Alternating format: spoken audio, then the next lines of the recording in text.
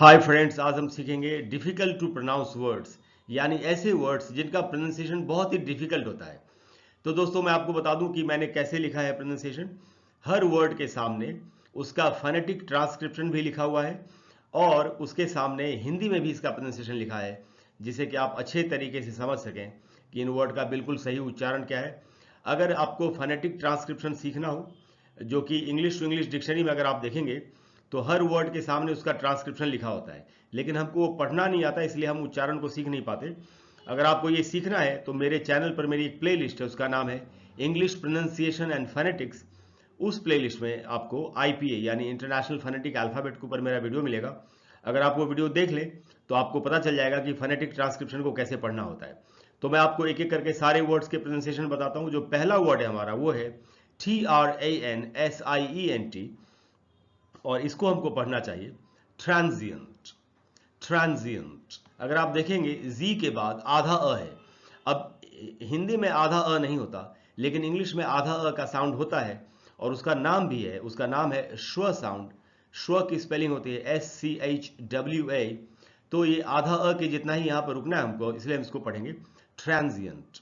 दूसरा जो वर्ड है दोस्तों वो है PRELUGE, और इसको हमको पढ़ना चाहिए प्रेल्यूड।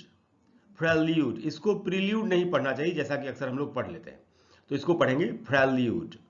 जो तीसरा वर्ड है दोस्तों, ये फ्रेंच ओरिजिन का वर्ड है, फ्रेंच लैंग्वेज का वर्ड है। फ्रेंच लैंग्वेज में एंड में जो कॉन्सोनेंट होता है उसका प्रोनाउंसिएशन नहीं होता, उसका उच्चारण नहीं होता, इसीलिए इसमें जो टी है लास्ट में VALET, उस टी का उच्चारण नहीं होगा, साइलेंट होगा, और इस वर्ड का प्रोनाउंसिएशन है वैले। वैले। फिर जो वर्ड है हमारे पास वो है FORT, और इसको हमको पढ़ना चाहिए फोर्टे। फोर्टे। फिर हमारे पास ERR। अब ये वर्ड आर से खत्म हो रहा है। अगर आपको इसको ब्रिटिश इंग्लिश में पढ़ना है तो ब्रिटिश इंग्लिश में एक रूल है कि एंड में जो आर हो, यानी अगर आर से कोई वर्ड खत्म हो रहा हो तो उस आर का उच्चारण नहीं होता, इसलिए ब्रिटिश इंग्लिश में इसको पढ़ेंगे अ। लेकिन अगर आप इसको अमेरिकन इंग्लिश में पढ़ना चाहते हैं तो अमेरिकन इंग्लिश में आर चाहे कहीं पर भी हो उसका उच्चारण होता है, वर्ड में कहीं पर भी हो उसका उच्चारण होता है।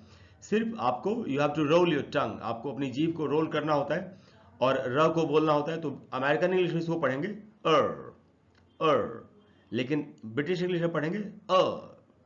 उसके बाद जो वर्ड है दोस्तों, ये बहुत ही इंटरेस्टिंग वर्ड है, ये GALA, और हमको लगता है कि इसका उच्चारण होगा गाला, यानी एल के बाद जो ए है उसको आप पढ़ना चाहिए। लेकिन मैं आपको एक रूल बता दूं बहुत ही कमाल का, कि अगर इंग्लिश लैंग्वेज में कोई भी वर्ड ए से खत्म हो रहा हो तो लास्ट वाले ए का उच्चारण आ नहीं, आधा अ होता है। तो आप देखेंगे अगर, तो यहाँ ल के बाद ब्रैकेट में आधा अ लिखा हुआ है, यानी इसको ला नहीं ल पढ़ना है। और गा के बाद दो डॉट्स हैं, यानी गा पर आपको ज्यादा देर तक रुकना है। गा पर ज्यादा देर तक रुकेंगे तभी ल के बाद जो अ है उसको ठीक से पढ़ पाएंगे, इसलिए इस वर्ड को हमको पढ़ना चाहिए गाल। गाल।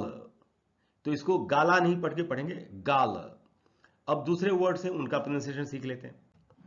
तो अब जो वर्ड है दोस्तों, ये भी बहुत ही इंटरेस्टिंग है और इसका उच्चारण तो अक्सर ही 99.9% लोग गलत करते हैं। ये वर्ड है दोस्तों APPLICABLE। इसको एप्लीकेबल नहीं पढ़ना चाहिए, ये आधा अ से शुरू होता है और इसको हम पढ़ेंगे अप्लीकेबल। अप्लीकेबल ऐसे पढ़ना है इसको। फिर जो वर्ड है हमारे पास वो है स्फेरिकल, SPHERICAL, और इसको पढ़ेंगे स्फेरिकल। स्फेरिकल। अब जो वर्ड है इसके बाद, ये भी बहुत इंटरेस्टिंग है, इसकी स्पेलिंग तो होती है COLONEL, लेकिन इसका जो प्रोनाउंसिएशन है वो है कर्नल। कर्नल। और वैसे हिंदी में तो हम लोग कर्नल भी बोल लेते हैं, लेकिन असल में उच्चारण है कर्नल। फिर जो वर्ड है हमारे पास वो है SESAME। देखने से ऐसा लगता है कि इसका उच्चारण होगा सी सेम, लेकिन ऐसा है नहीं, इसका प्रोनाउंसिएशन है सेसमी। तो आप देख रहे हैं सै के बाद जो स है उसके बाद ब्रैकेट में आधा अ है, यानी थोड़ा सा आपको वहां पर रुकना है, इसलिए इसको हम पढ़ेंगे सेसमी। उसके बाद जो वर्ड है वो है BREWERY, और इसको हमको पढ़ना चाहिए ब्रूअरी। ब्रूअरी।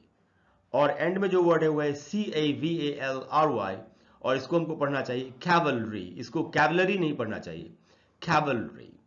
कैवलरी। और भी कुछ वर्ड्स हैं उनका प्रोनाउंसिएशन सीख लेते हैं।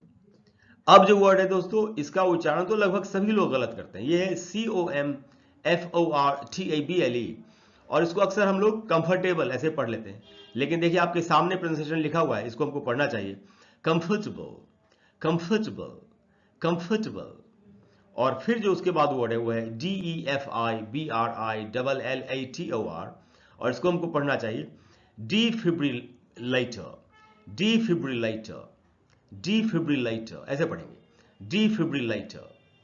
फिर है दोस्तों DETERIORATE,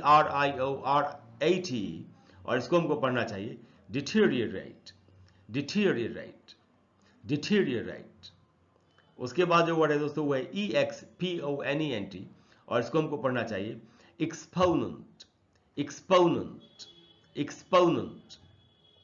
और ये बहुत ही इंटरेस्टिंग वर्ड है BASIL, और इसको हमको पढ़ना चाहिए बैजल, इसका मीनिंग होता है तुलसी, बैजल। और इसका एक और भी उच्चारण वो है बाजल, तो आप इसको बैजल या बाजल दोनों ही पढ़ सकते हैं, इसको बेसिल नहीं पढ़ेंगे जैसा कि अक्सर लोग पढ़ लेते हैं।